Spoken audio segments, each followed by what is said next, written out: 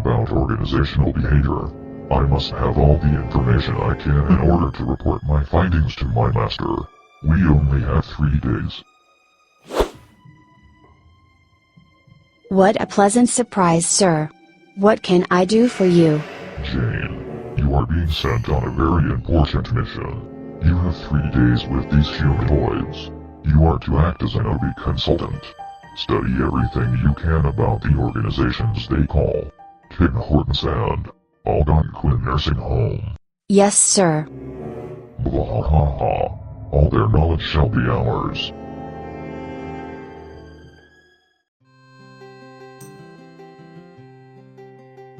Let's start with Tim Hortons.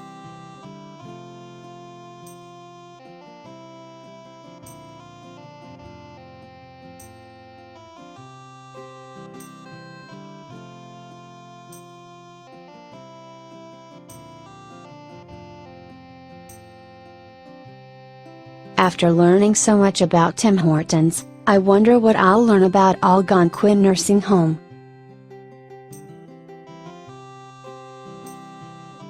Welcome to Algonquin Nursing Home.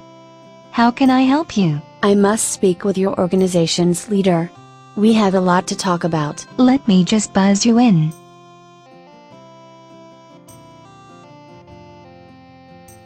How can I help you?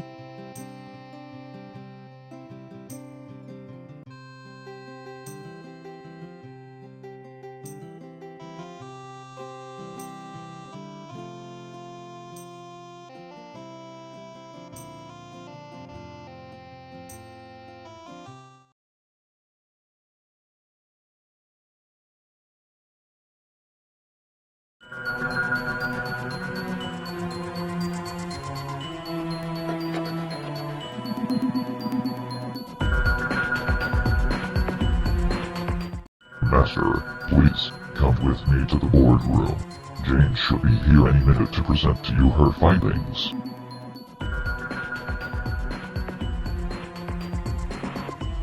Sorry I'm late. Finally, Jane, what have you found out about your mission?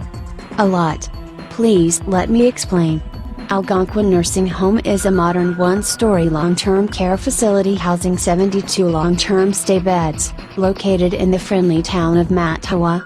It was opened in 1976 by Dr. Monestime and his wife to help provide long-term care to the people of Mattawa, East Nipissing, and Ontario. And employs approximately 12 registered staff and 30 personal support workers. I see. What about this Tim Hortons? The Tim Hortons chain was founded in 1964 in Hamilton, Ontario. The chain's focus on top quality, always fresh product, value, great service and community leadership has allowed it to grow into the largest quick service restaurant chain in Canada, specializing in always fresh coffee, baked goods and home-style lunches. That sounds very appetizing. I agree. The 3 organizational behavior practices that I was able to analyze for you are communication, conflict and negotiation, and leadership. I hope that is okay. Proceed. How were the 3 OB practices demonstrated in each organization? What is the impact on the individuals, groups, and structure? How do their uses and effectiveness compare and contrast? Well, for Algonquin Nursing Home, I was given the opportunity to speak with a few of the nurses as well as the director of care. The primary method of communication from employee to employee and manager to employee was by the use of email. When the staff actually got the chance to speak with each other, they used the weird form of communication that they called slang terminology. This slang terminology they used was only popular between the nurses. When it was used to speak to the caregiving workers, everyone got confused, and mistakes would happen. Watching the staff at ANH has allowed me to see the many different communication issues that people can have between one another by using these methods. Come on, Jane. Get to the conflict part. While watching some of the nurses, I was able to see different forms of conflict and negotiation between the staff. There was one in which 2 nurses just didn't get along with each other, but the nurse still had to listen to the other one because she was her supervisor. The biggest issue was that they had different values which made their personalities clash. Blah. To make it worse, they had a resident emergency which involved the client having a heart attack. This caused so many issues because they each believed their idea was the best one. Fortunately, they were able to solve their conflict momentarily by using strategies such as avoiding and yielding for the moment of the client emergency. I suppose I would describe their conflict as a dysfunctional form of a personal variable conflict because unless they put their differences aside, they would be unable to achieve their goals of saving her. Come on. Tell us what makes a good leader. While studying the nurses at A&H, I have come across someone in who I believe to have the traits of a good leader. This person would always try to include everyone in not only activities, but also in decision making as well. When something wasn't working out in the nursing home, she would always come up with great ideas as to how to fix the issue, and she would always press for change. This would be a transformational, inspirational motivation type. I once heard from a great man, John Cotter, of the Harvard Business School. He said, "Managers promote stability, while leaders press for change, and only organizations that embrace both sides of the contradiction can survive in turbulent times." That is interesting. Yes. What about Tim Hortons? At Tim Hortons, the channel of communication was face-to-face talk between everyone. When the employer needed to speak with an employee, whether it was to praise him or discipline him, they preferred to go over the details one-on-one with each other face-to-face.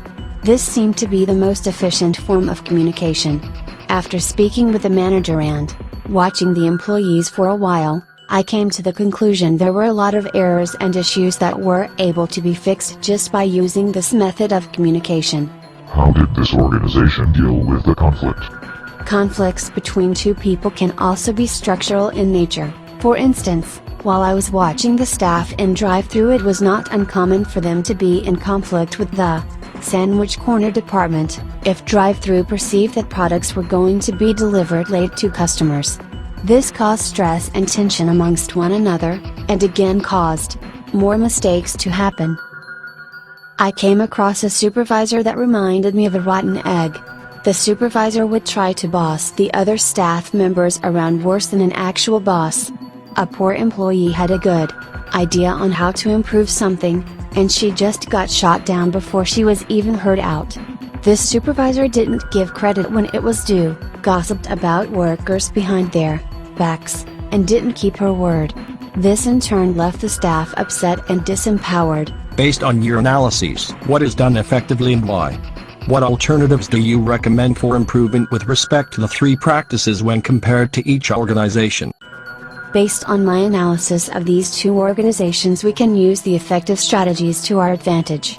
Stopping instead of talking on the run, speaking clearly and accurately, using clear and precise wording instead of beating around the bush, talking to your team members to come up with the quickest and most effective solution to a problem, and even remaining calm and speaking in a neutral manner helps get your message heard accurately.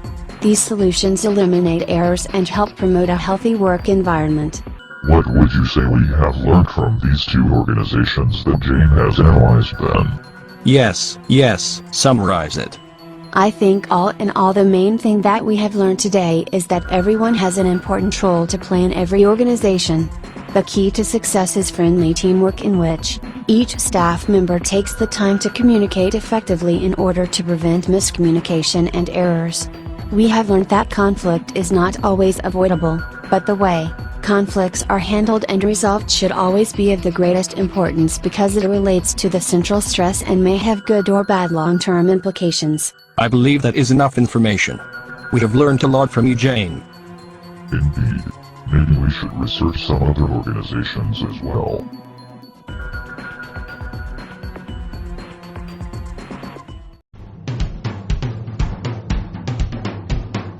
Go animate, make your free animations.